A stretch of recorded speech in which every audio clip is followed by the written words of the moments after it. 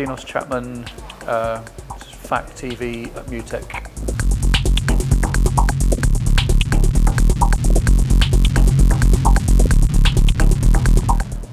Performing it's always quite raw. It's always quite scary. You know, I don't think you get used to it.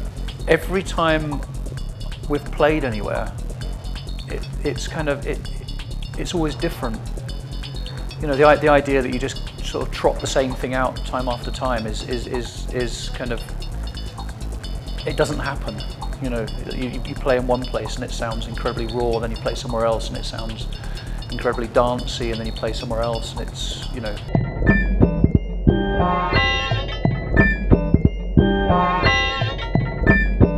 I didn't really want to be so in control of how the visuals influence the music, or the music influence the visuals. I kind of like the idea that it's kind of quite loose, and it allows a lot of leeway as to how it's interpreted. I think our brains are very forgiving in kind of, you know, sort of welding things together into some sort of narrative, however sort of abstract or nonsensical that might be. It's kind of, I like the fact that you can force the audience to make those decisions rather than saying, here, this is that thing I have made for you to look at and listen to. You can say, well, you know, here's something that you can make your own mind up about.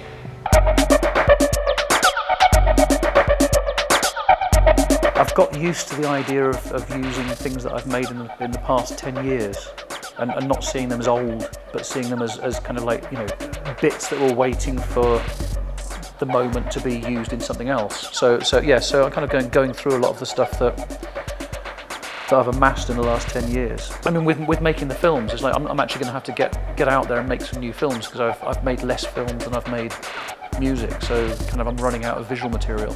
I'm in a very different position than when I made Luftwobbler. You know, it's more kind of, I guess it's more conventional.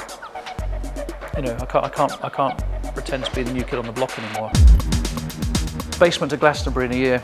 I think that's because of the democratization of music making. You know, the idea that you can actually sit in a basement for a while with a computer and not have to rely on anybody else. I think it's great.